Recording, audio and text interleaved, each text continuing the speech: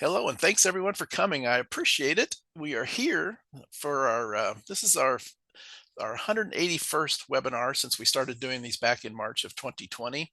Fifth season. This is our 15th webinar this year. The uh, Got a good one here for you today. Always a great time to have our co-host Chloe joining us and talking about, certainly it's data analysis, but with a motorcycle focus, and she's going to take it to even a new level of things, of using data to optimize. And uh, the title of this is using data to optimize, well, everything, right? So it's going to be interesting, always fun. I love using data in this way, and I know there's a lot of people that don't use it as much this way. That's why I was so excited when she suggested a topic of this style, where we use data to kind of back into other answers, other important things, and instead of our normal driver performance, vehicle performance, vehicle health kind of a concepts. The data can be so much more powerful than that, and I'm looking forward to this. Thank you, Chloe, for coming. I appreciate it. We're the this is your gosh, it's got to be your what 12th or 13th time that you've joined us, and something like that, a good number. I get we got this picture of kind of our introductory slide. I've got this one picture of Chloe uh, joining us at the PRI show last year, I think, is where that picture was taken. And that look I get every once in a while when I'm talking to Chloe and I say something stupid, I get that same exact look from her sometimes. No, look at that. She's like, Roger, come on. No.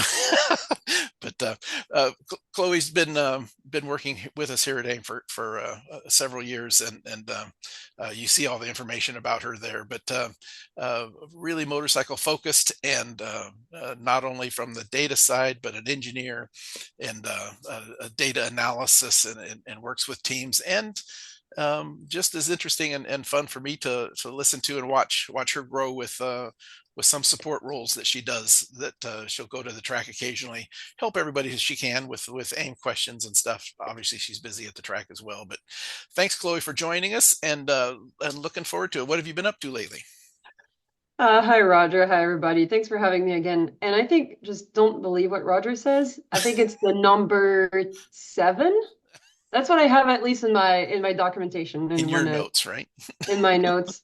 And that look is probably me trying to look smart when I'm talking to Matt, probably about integration of some sensors. So Yeah, yeah, exactly. Yeah, we talk about a lot of cool stuff at the PRI show. If some of you have not been able to come, it's a show that we always go to every year in December, and in Indianapolis, and wonderful place for racers to go and see everything that's new, and chat with everybody. So that's where that picture's from. You might even be just a little disappointed that Sabian, one of our AIM techs with his back to us, may have better hair than all of us put together there, right? So, thank you, Sabian, for everything he does. I'm going to see Sabian at the upcoming NASA Nationals. I'm going to be there, and Sabian's going to be joining me and providing support for AIM products. So, looking forward to that. What we're going to talk about today, I'm going to give the kind of the quick overview, and then kind of hand it over to Chloe to go over things. But the one thing, here's the kind of the general topics we're going to talk about. The one thing, for those of you that are here with us live, make sure that you open up your question and answer box. If you have any questions you'd like to add, we'll try to fit as many as we can, maybe a little bit as we go, but certainly maybe at the end we'll look at them. Throw those into the Q&A box here at Zoom. Those of you that are watching this later on YouTube, everything we talk about today, whether it be some of these questions, or the general links that we're providing to the folks that are here live with us today, you can find all of that information in the description box down below. So I always try to put everything that we talk about here, any links, anything like that, into there, so you can quickly jump down and grab anything. We're going to share some math channels. We're going to share some user profiles, and the presentation. This presentation is available for all of you that are here live. Matt will throw the link up into the chat box, and this presentation will also be available in the description box if you're watching this later. We're going to talk a little bit about lookup tables.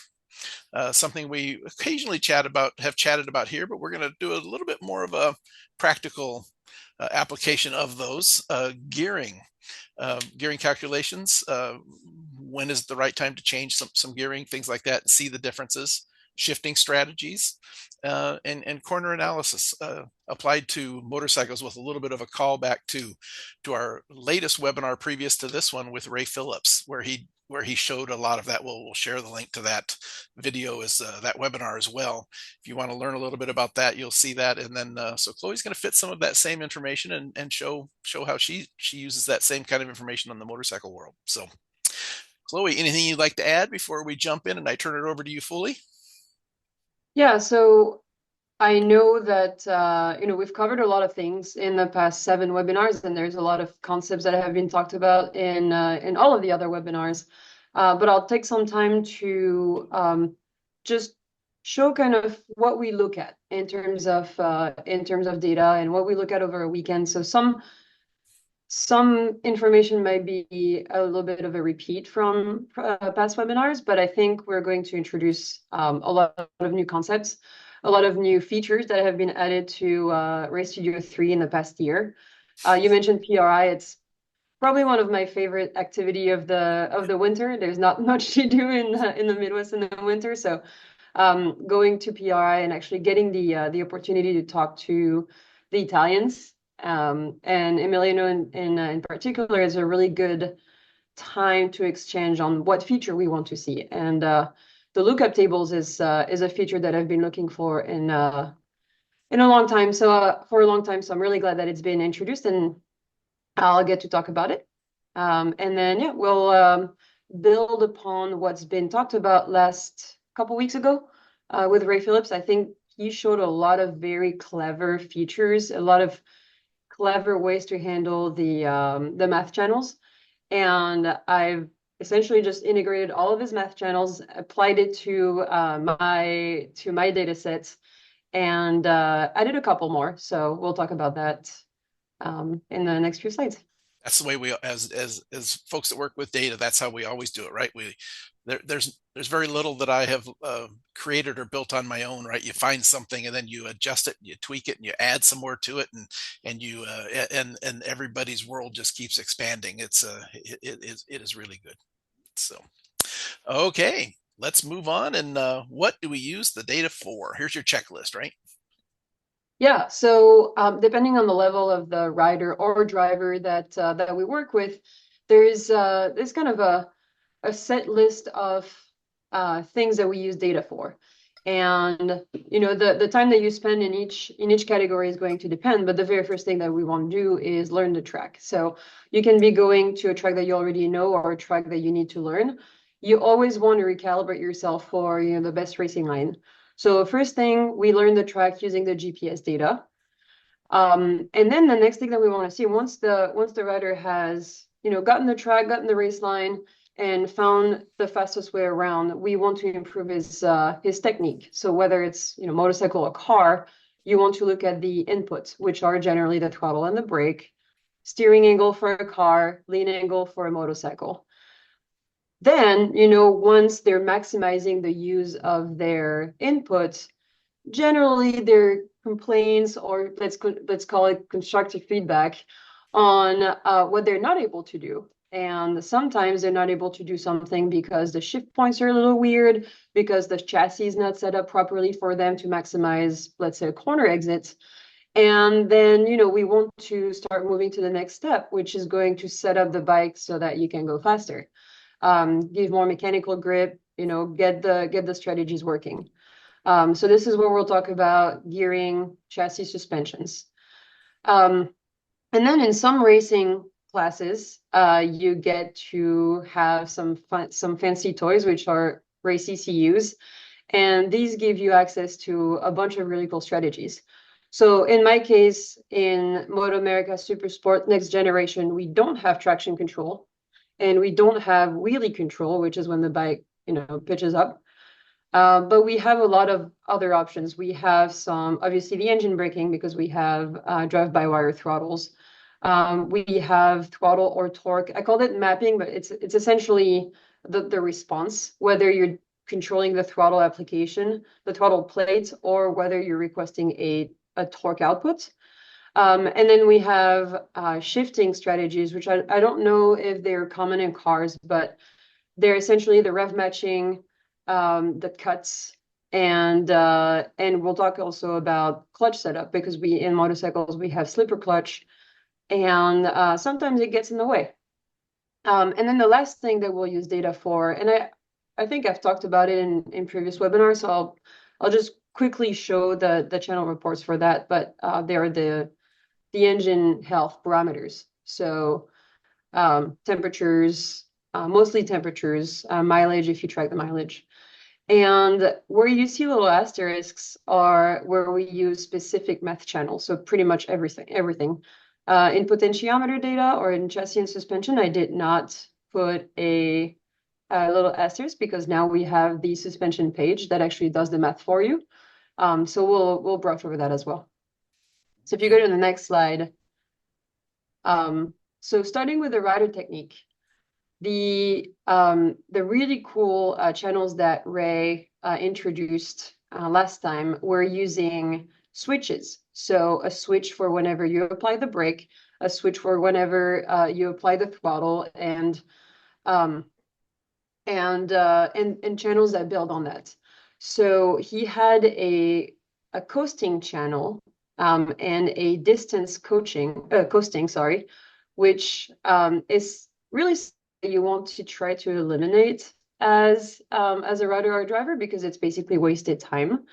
And coasting in this case is going to be when the rider applies no brakes and no throttle. There are some arguments or discussions about what coasting is. In the world of motorcycles, we separate coasting from neutral throttle. So if you can see maybe in towards the end, the last piece of throttle application, there's a little bit of a flat spot, about 1300. Yeah. So this is what we consider to be neutral throttle. So the bike it's moving forward, but it's not accelerating and it's not decelerating. And in the case of a motorcycle, it's something that you actually need to have in some cases um, when you're in a long carousel. So it's not something that you want to eliminate, but it's something where you want to be at the maximum speed for a corner. So you have to have the proper lean angle and the proper speed. But this is not so much of a problem as much as all of the coasting areas that are shown in blue right here. So I'll get into those details a little bit later when I'll do a live demo. But it was my data. It was a pretty bad day at the office, I would say. Um, and I was able to essentially just detect all of the coasting spots and then apply that to the track map so you can see all of the times, all of the time lost. And when I'm looking at the cumulative time over laps, you can see that I'm wasting 15 seconds per lap on a pretty small track, just coasting. So when you're approaching a race weekend or when you're approaching a new track, these are pretty much the first steps that you want to address. If your rider, if yourself is wasting so much time, that's something that you want to eliminate before you actually go to setting up the bike. It's got to So be a we work little on the it's got to be a little bit disconcerting as a person like you that has been an engineer and then into the data, and you work with data with a lot of writers, many of them, most of them, at a high level, and then you get on your own bike and you go out and you look at your own data and right, so it's got to be frustrating for you because you're looking at these blue humps and going, wow, what I got I know I got to do better than that, but it's so hard to do that much better. It's got to make you a better data person, a better engineer, and working with people, knowing how hard it is to do what you're asking them to, cut down on your coasting, halfway or something, right? Let's take another second off of your coasting on theirs, which is in the probably 3 or 4 second range, it's knowing that you sometimes in your own data you're at 15 seconds, right? yeah, it's very depressing sometimes. Yeah, So I think it gives you a great you know, area to start with your data analysis with other people. I think it's fantastic. yeah, and when we talk about rudder coaching, the learning the line is the first thing. Applying proper technique is the second thing. Generally, you want to reduce your coasting time, and then you're going to talk about applying the throttle. So applying the throttle as fast as possible. shutting off the throttle, getting onto the brakes as fast as possible. So you can see that in my data, I'm very, very slow building, um, Here you know, that is. building the throttle application. And it's something where if your bike is set up properly, that's pretty easy. And generally that's all due to bike setup and technique. I mean, in my case, it's a little bit of courage that I need to build up. But the second part is also the braking technique, and I think the braking technique is a lot more of a rider technique than just applying the brakes. So we tend to work on corner exit first, and then we'll be working on throttle on the brake applications. So this is Perfect. going to be step one, and I'll show you the math channels when we go to the live demo. But once we've got all that, once we know that the rider is, riding to the maximum of its abilities, you really want to give a vehicle or a motorcycle, in this case, that's going to do the job. So if we go to the next slide. So first thing and easiest thing to change on a bike is going to be the gearing. Um, we need a few channels that are important for gearing calculations. But what is the effect of gearing? So if you're looking at the wheel speeds, if you're going to a taller gearing, it's going to help you increase your top speed. The problem is that it's going to soften your drive out of the corners. When you're looking at RPM, a shorter gearing, it's generally what we tend to go to at the beginning of the weekend. It gives you a really good drive out of the corners. You've got a fastest RPM rise, but the problem is that it could put you in the rev limiter. So generally what we do is we start a weekend with a bit of a shorter gearing to get the riders, into that into the pace that they're trying to get into for qualifying. And then eventually once they've learned the track, they've gotten up to pace, we tend to go back in gearing a little bit and try to get them away from the rev limiter. That means that they're going to lose a little bit of corner exit torque, or essentially. But by that time, they usually have enough confidence and enough corner speed to be able to not let the RPM go down. So um, first thing first, and there are ways to look through data and try to simulate how much of an impact a gearing change is going to have. So we'll show that as well. You want to go to the next page? Yep, Oh, sorry. you're all good. Okay, so now you've got your gearing, you've got your rider technique, the track is figured out, but you have all of those other parameters that you can tune. And unfortunately, it's really rare that everything is set up for every single track, and that you never have to do this job anymore. Those are all, strategies that are tuned per track for most of them. So with more and more and more electronics getting into racing, that has made my job a lot more interesting, I would say. A lot of people might not appreciate the electronics and there is electronics, but it really made the need for an engineer in each team something that's almost mandatory. In our case, in MotoAmerica Supersport Next Gen, those are the rules that are applied to the World Supersport World Supersport paddock. We have the same capabilities as the world level, and we're able to tune or optimize shifting strategies, engine braking, throttle, and torque response, like I mentioned earlier. And that requires some pretty advanced channels to be logged. So we need wheel speeds, we need RPM, we need throttle plate positions, and we need the torque. You don't always have your engine torque. Most of those ECUs have a bunch of lookup tables, and they have some advanced CAN DBCs that are outputting a lot of really good data. Generally, for the Medtronic in this case, I think it's 120 channels that are being logged on the AIM Solo 2DL. We also have suspensions that are logged through the ECU. Everything goes on the harness through the ECU and then goes onto the CAN output, which is really cool. So there's a lot of race ECUs that AIM covers. I put the link right here for a list of all of the CAN protocols. In this case, we're using the Mectronic ECU, and I'll show some of the channels that we get. If you don't have, for example, the engine torque, what do you do? And it's really where we're going to go to then the next slide, where we're talking about lookup channels or lookup tables. So what are lookup tables? They're used to store some pre-calculated information so that you don't have to calculate to generate a complex calculation. So you could essentially calculate your torque if you had all of your engine geometry and then some cylinder pressure, etc. But this information can be mapped on the dyno, put into a 3D table in this case, and it's something that you can have access to in your data.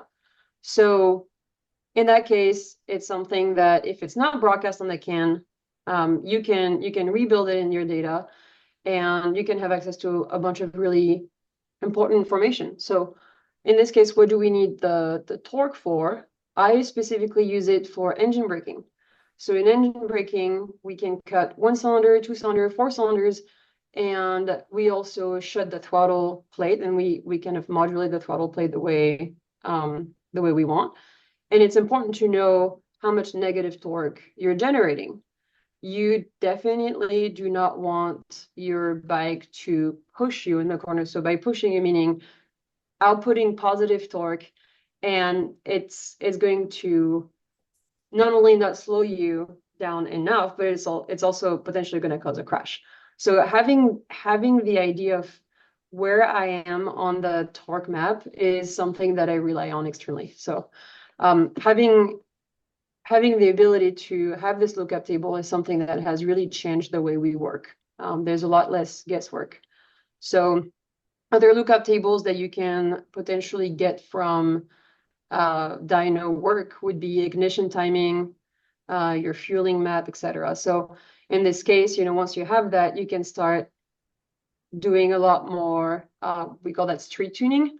So once you have the base data, you can just go on track and then adjust your fueling, adjust your ignition timing, because now you have that spatial data essentially. And then your track is basically a dyno, right? You're going through a range of throttle position, and you're going through a range of RPM. So you're gathering data from that, and you can see your usable range of RPM and throttle, and therefore ignition and fueling. So super, super, super good tool. I'll show you how to use it. And then we can go to the next slide. Okay. All Next right. slide says we're going to bail out. While we're getting ready to do that, I just wanted to share one more time that Chloe mentioned the link to the CAN protocols. Those of you that are live, Matt linked it into the chat box. Those of you watching later on YouTube, that link and all the links that Matt has thrown up into the webinar chat will be down in the user description below, into the video description below. Okay, so let me unshare mine, stop the share. Yep, whenever you're ready. Chloe will share her screen, and we will be off and running and looking at some live data. Right. If you have additional questions, I see we do have one question. If any of those of you watching here live have any questions, make sure you put them into the question and answer box. Chloe's going to dig into some pretty deep data here, talking about those 3D maps and those lookup tables and some other stuff using those math channels you talked about earlier. So we are seeing your screen now, Chloe. Go for it. Awesome. I just trying to answer the question from JB. Can torque mapping apply to a spec class? Yes. If you can obtain the torque map, our class is essentially a spec class. Our engines have been mapped and locked. We're not able to generate more than a certain amount of power, and they're restricting the amount of throttle opening. So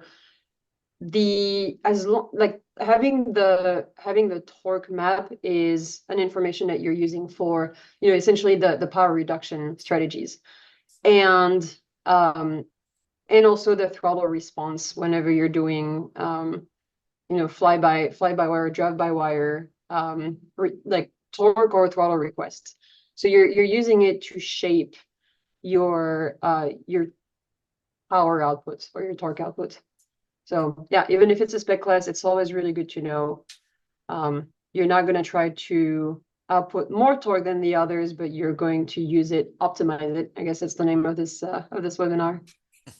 So, all right. Okay. So let's talk about kind of we'll skip the well, actually we're not going to skip that. I'm just going to start with learning the track.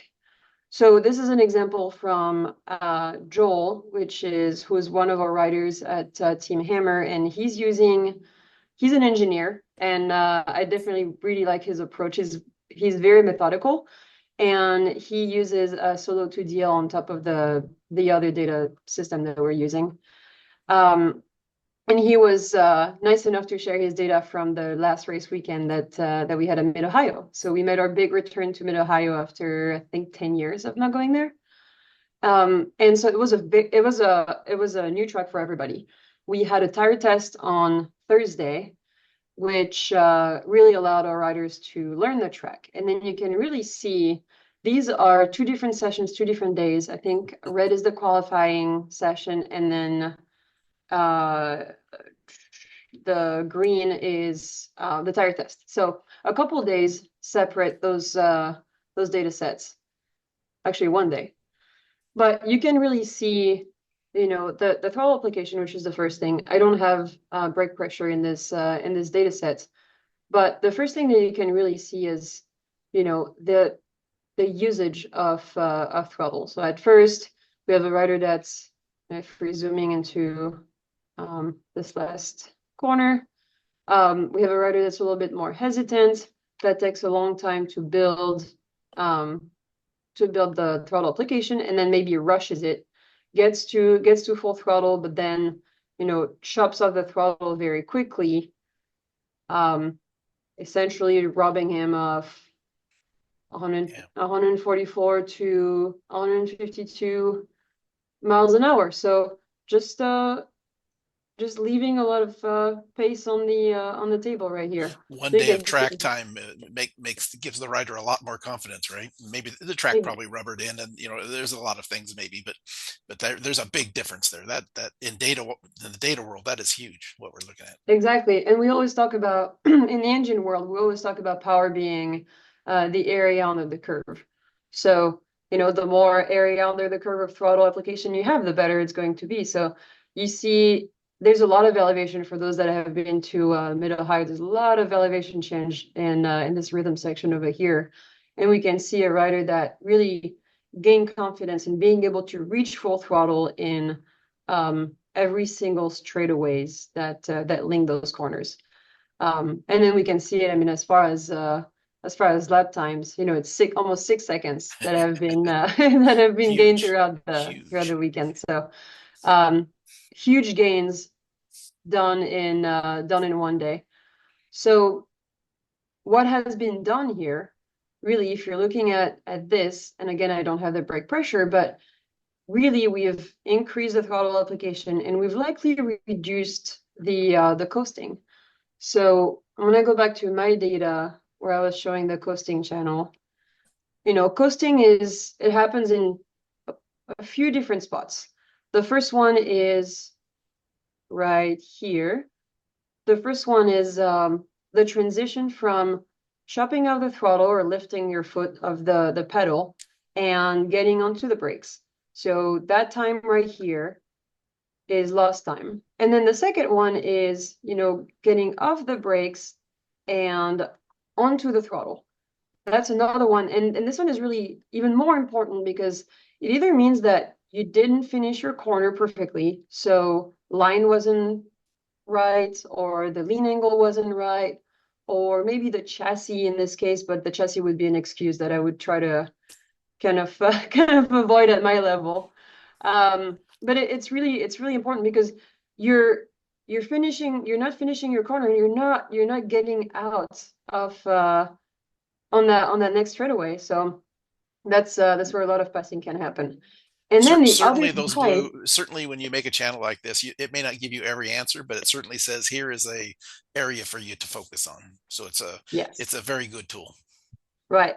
And then the other type of coasting that Ray actually talked about, and he was even quantifying it, is when you're on the gas, but then you're lifting and then you're readjusting all the time. So all of those modulations are also wasted time. And I really like that in Ray's presentation where he was quantifying all of the instances where the driver was lifting like this. So just to show you guys the math channels, um, so let's do the coasting. So it's going to be called switch coasting right here. So Ray had established those switches. Switches brake on and switch throttle on. So in my case, I'm saying that I want to see the data when there's no brake and no throttle.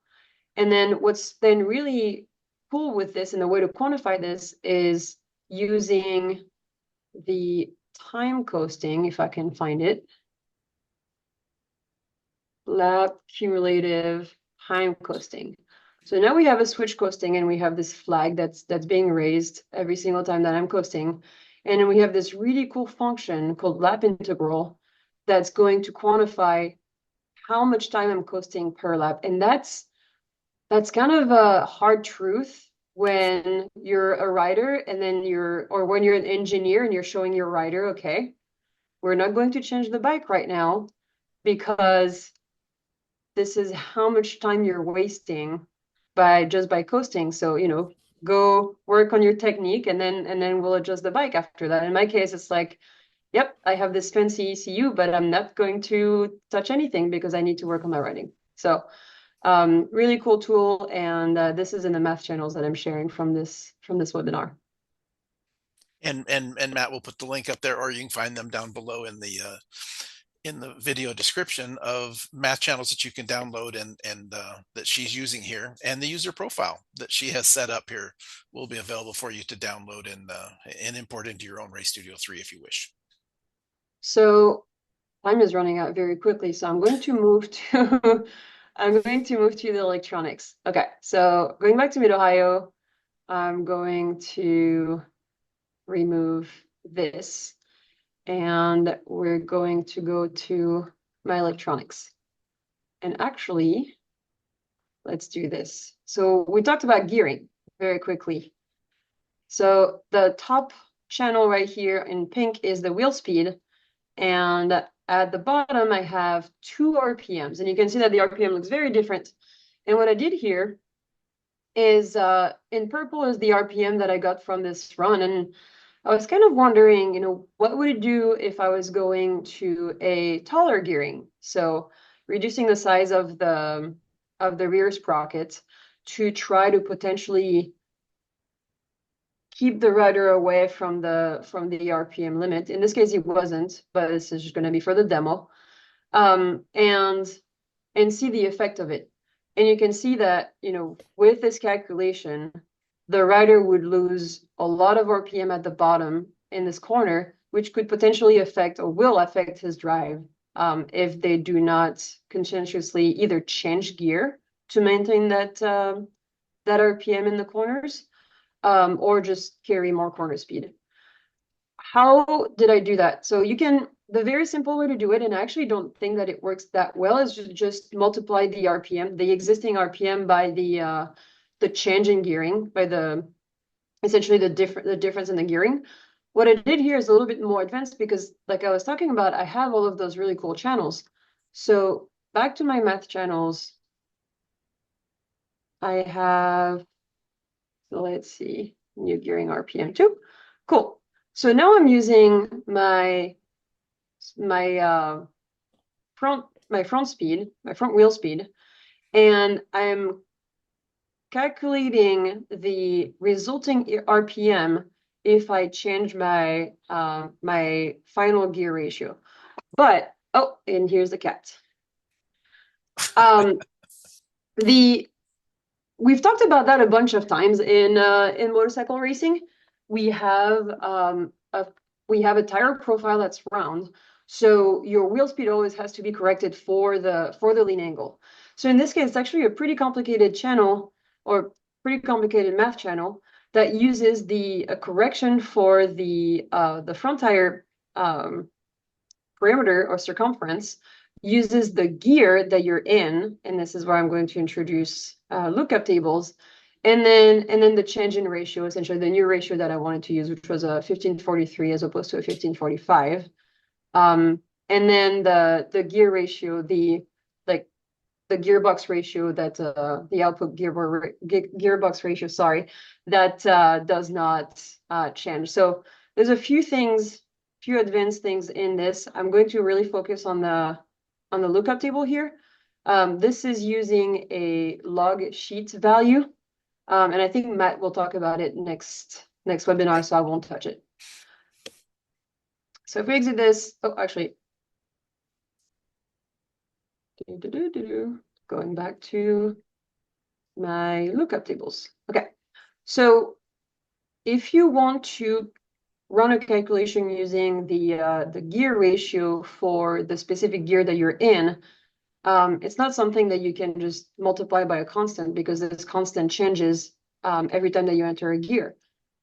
So for that, I was able to create a simple 2D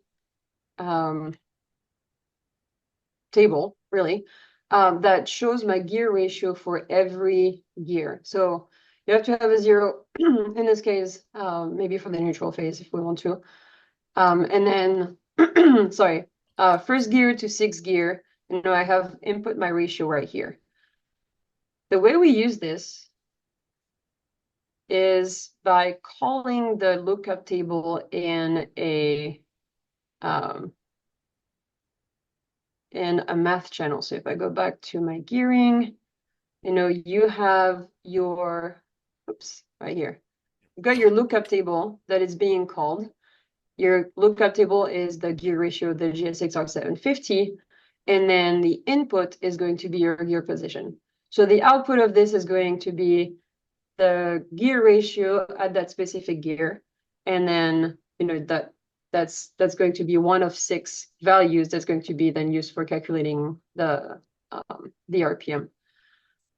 We also have access to, let's see here, we also have access to 3D lookup tables. For example, I'm talking about the tire profile, so let's talk about the tire profile.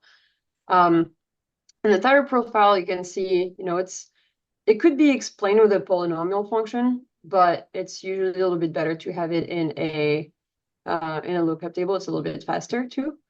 And we have the lean angle right here from 0 to 60, and then this is the tire radius as a function of the lean angle. And so you can see that when you're straight up and down, you've got a larger profile, which is at the top here. And then when you get to the side of the tire at 60-ish degree lean angle, your tire profile is smaller, which is going to cause the RPM to rise, and the whole change in wheel speed that needs to be adjusted. And in one of Chloe's earlier of her seven webinars previously, she spent a couple of 15 or 20 minutes going through the actual calculations of how that works. Obviously much easier in doing it this way, but if you want to look back at some of her older webinars she did with us, that was a very interesting discussion.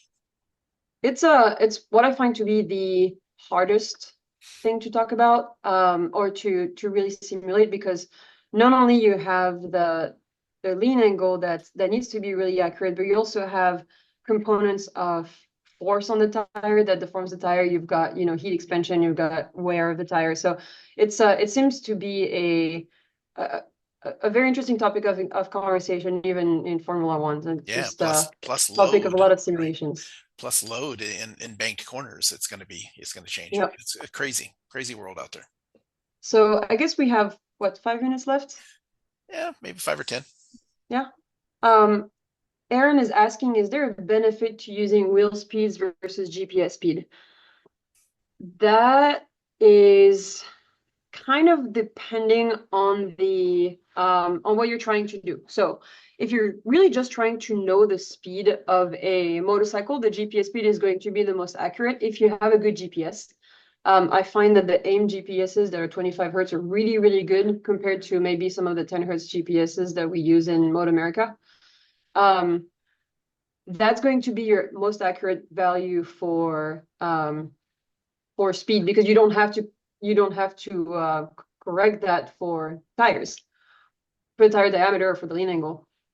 However, if you're trying to look at the behavior of the motorcycle, or if you're trying to tune a strategy, like we're going to talk about now, you really, really need to have your wheel speed, because what tells you that you're not wasting a lot of torque on the straightaway by slipping?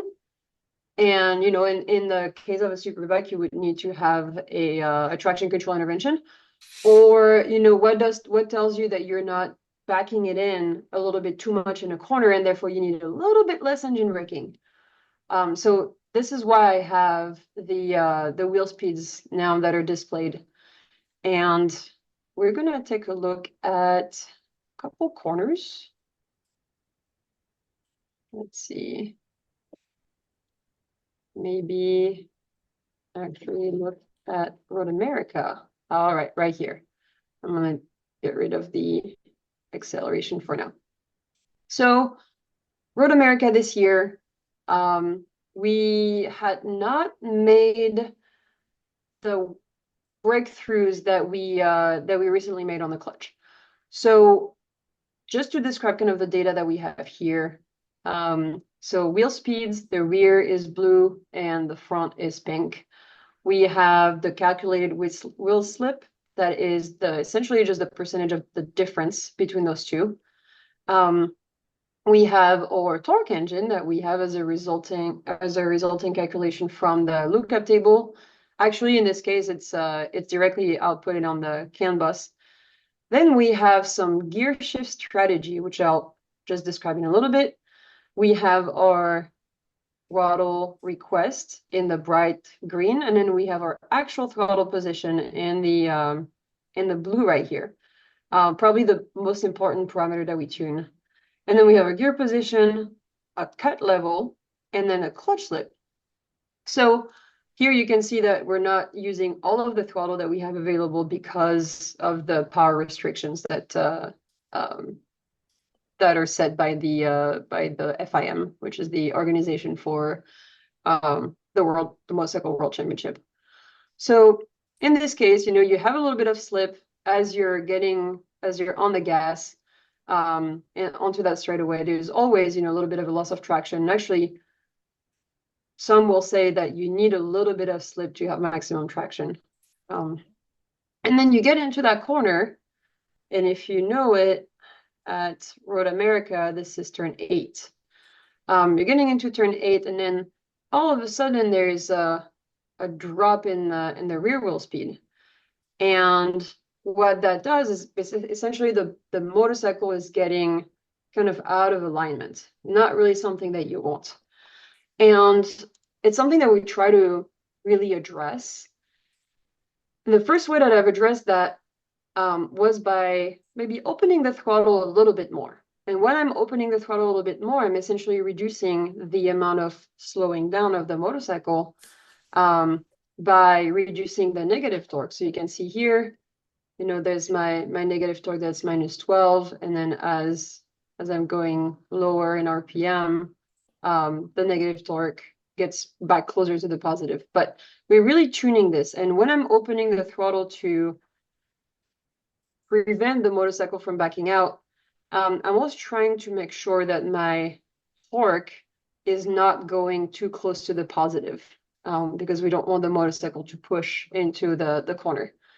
But what happened in this case is that no matter what I would do with the throttle, I always had the same feedback with the riders. I didn't really get anywhere. And it's almost like no matter what I was doing with the engine braking strategies and with the throttle tuning, I couldn't really get to what I wanted. It's almost like something was at play.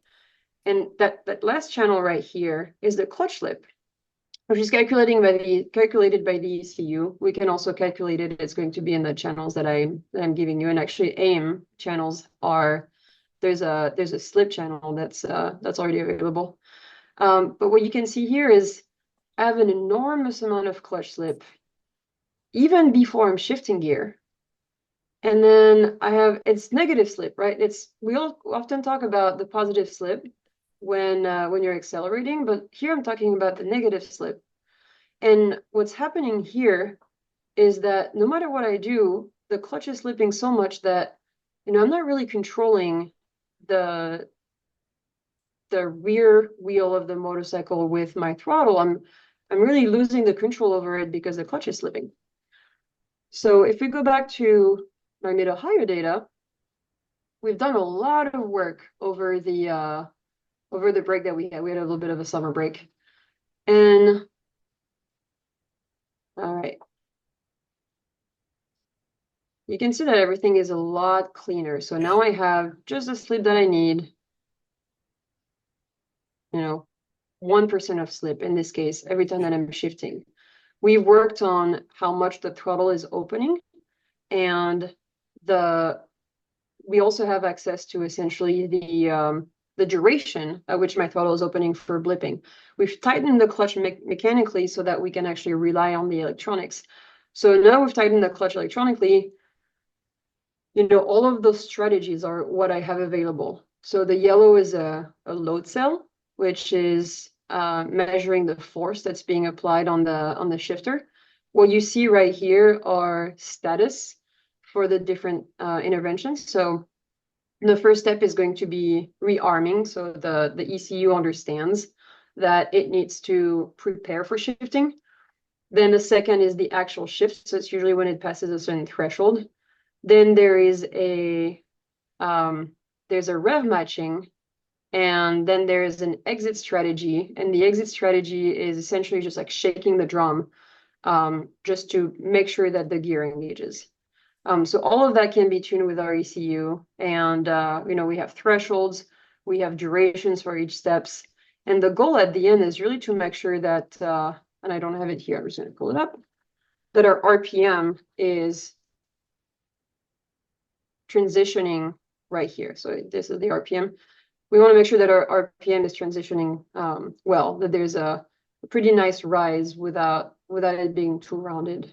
So this is, one example of how we use electronics, how we use the data to tune the electronics at the track to really find those the last few seconds or last few tenths really What on the track. what was the rider's feedback after you made the change? Did the rider understand and feel the difference? Buttery smooth. Ah, loved it. Loved the difference. Very, Buttery very smooth. cool. Of We did have some growing pains at course, first. of course. The clutch was it what actually wasn't tight enough, and it would create what we called shatter on the rear. So you could see on the rear suspensions that there was some vibrations that were induced. And at the very beginning when we started playing with it, it was to a point where the rider would refer to it as a head shake, just way too much vibrations into the corners. So we really worked on that. But that's to tell you that there's a lot more than just electronics. There's a lot that comes from the mechanical side of things, Yeah. but there's also a lot of ways to address a problem. You can address it by just almost not caring about the electronics and doing everything through the slipper clutch, or or you can try to optimize both of them. And that requires very good communication between chassis technician, mechanics, crew chief, electronics person, and generally everybody has an idea of how to fix a problem. You just need to make sure that everybody is on the same page so that, the changes that we make are not going against each other. So Absolutely, it's got to be quite the dance, right? The mechanical versus the electronic. One quite last a bit. question before we jump out of yours and get back to kind of closing this out. There was a Yep. question in the chat boxes. How fast is that shift? If you zoom into that entire downshift from when the rider began the initialization to it was done, are we talking about a half a second there, or probably even a little less? We're generally looking at 100, and 200 milliseconds or something like that. 200, so less than a quarter of a second. So Yeah. it's always fun in data, and always sometimes hard to see for those of us that are looking at it. When you zoom in enough to see everything that's happening, we kind of lose that perspective of time, and that's 200ths of a second from that. All of that happened electronically, so that kind of a cool thing. Pretty cool. Perfect. I Yeah, appreciate that. The no problem. Yeah, I'll anything send else it you'd here. like to share there, or unshare your screen, and we will Yeah. jump in. There's obviously a lot more that we can talk about, and Obviously. I'm happy to answer questions after. Little disclaimer, I will not share the data file. I Yeah. can share mine, no problem. And I will not share the torque curve, but everything else I'm happy to help with. Absolutely. Appreciate sharing of the math channels and the user profiles and all of that, so people then can apply their own data towards it. I think that's as much as we can ask. Let me share my screen here just so we jump back in. Perfect. There it is. The uh, some very interesting things there that obviously Chloe had to go by very fairly quickly. The lookup the lookup table, the such power that is in that. We will be doing another webinar on that. Matt shared the link of a previous webinar we did on lookup tables. That function has been adjusted and fixed and upgraded and tuned to do some of the stuff that Chloe talked about. That she went through it really briefly, but for all of us, that ability of what she showed of changing the gear ratio and understanding what it's going to do in each of the gears, and when you can save an upshift or save a downshift, that very powerful. We should do a full half a webinar on something like that at some point, because that is when do I change that rear gear on a sprocket on the motorcycle or a rear gear on the car. Very powerful and very good tool in motorsports. But to kind of close this one out, I'm going to work on getting this webinar up as fast as I can, as soon as we get done here, and as soon as Zoom and YouTube allow me. Sometimes it's a bit of a fight, but we'll get it up there, and they're all going to be on our Learn Fast e-training video site. There's the address of it. I'm sure most of you have been there. The only thing I would add here is my coworker Brick from our Roanoke office has been creating videos that have been showing up there as well now. It's not just webinars, and so you'll see 4 or 5 new videos there that are shorter and kind of function specific. And as I've mentioned in a couple of other previous webinars, I am doing the same thing on some of the software side, working on getting up to speed and get everything built and ready to go. You're going to start seeing some short functional videos there from me as well very shortly. So make sure you go to our YouTube site and subscribe to that, so you get the notification that we're throwing some new ones up there. We're going to continue on with the webinars as well, so keep that in mind. Customer support is as usual. Boy, we're out there running around. I know Chloe's going to be at a couple events coming up shortly. All of us will be. We've got tech staff that are on the road at events literally every weekend. So look for us when you're out there. And if you find some of these AIM techs walking around in the sun, give them a bottle of water or a tall cool beer. No, you can't do the beer part, right? But some water, and look for them. They're there to help you. If you don't catch us at an event, there's the 800 number to give us a call. We obviously want to make sure that you're getting the most bang for your buck out of your AIM hardware and software. So give us a call. That's what we're here for. Next webinar is going to be Tuesday, September 10th. Matt Romanowski is going to join us, and we're going to talk about some new ways and some new cool things of working with scatter plots, XY plots. With different people call them different things, but we're going to show some pretty cool examples, and some of maybe some of the Race Studio 3 software has been tweaked and adjusted to do some things that maybe you don't know. So we're going to talk about scatter plots and take a look at that. And we're also going to talk a little bit about log sheets. It may not be a ton in there, but it's a topic we've talked about in the past. Chloe mentioned it here today, so we're going to kind of reintroduce log sheets and some of the stuff that they can do for you as well. So we'll be doing that. And during this webinar, I rarely do this, but during this webinar, the topic came up of wheel speeds versus GPS speeds, and I think I'm going to commit to doing the September 24th webinar.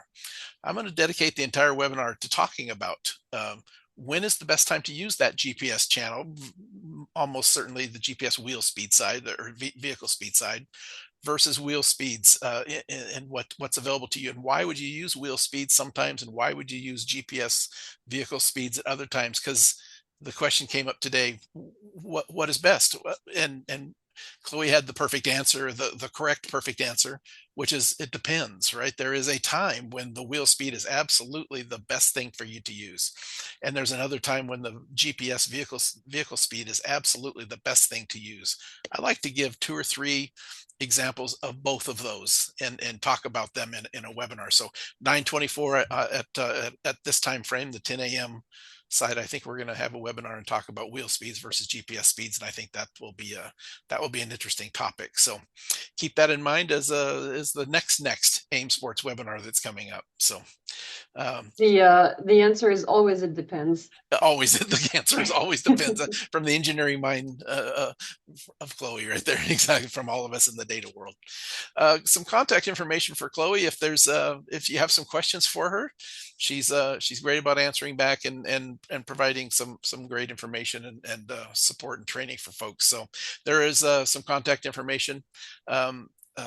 Chloe, is there anything else you'd kind of like to add as we kind of close this one out? Yeah, I should update my Instagram handle because I did change it as I renamed Oops. my website. A couple things that I would like to mention. We started a partnership with Champ School, which is the Yamaha Racing Champ School. So I've seen in the comments a couple people asking about, how to read the squiggly lines and is there some good reference? There are a few books. I'm also working on something on the side. But there is also companies and coaching schools that are now really interested in providing some data support. So the partnership is still in the works, but we did do an initial set of videos that is available on the Cham School website. There will be a link and I will share a discount code for I think 20 or 25% to get access to that. So it's called Champu Track Day, and in it I talk to different coaches about data, and we review data live from Indy Motorsports Ranch in Arizona. So I hope you'll enjoy that. I think we're going to try to do a little bit more of this type of support. It's really kind of bridging a couple of the two activities that I'm working on, right? So direct support at the track and then direct data analysis. Other than that, yeah, my website is live. It's been for a while, but I did add a few more things. So all of those webinars are referenced there. And I have a store also to purchase some of the AIM equipment. And I think I've shared a link for Medtronic. So Medtronic is the race ECU that we use. It's going to be more and more adopted in the MotoAmerica paddock. There is going to be a new class that's been announced a few months ago for the youngsters. It's replacing Junior Cup and it's going to be called the MotoAmerica Town Cup, and they will use a Medtronic ECU as well. So I think there's going to be a need for training. So if you know anybody who's interested in training for Medtronic and AIM plus Medtronic integration, I'm more than happy to help, especially over the winter break. So. And Matt has added all of those links to the chat box. And for those of Matt, you you're watching up. this later on YouTube, they will be in the description below for you to go and check out all of those spots. So Thank you very much, Chloe. I appreciate it again, as always. Been fantastic. You've shared just enough information for all of us to want more, right? That's always the problem with data, and any especially data. To me, it's well, you get a little bit and you want more, right? You go to answer a question, and what it really does is it creates even more questions because you're always digging in deeper and deeper and need more information. So, but I appreciate you being here, and look forward to the next one in a few months. We'll get back together and we will build upon this one as well. So fantastic! Thanks everybody for coming. I appreciate it. Look forward to seeing you at our next webinar on September 10th, and then we'll talk even more about that wheel speed versus GPS speed that we're going to do on September 24th. So thanks everybody for coming. I appreciate it, and we will see you on the next one. Talk to you soon. Bye bye. See you.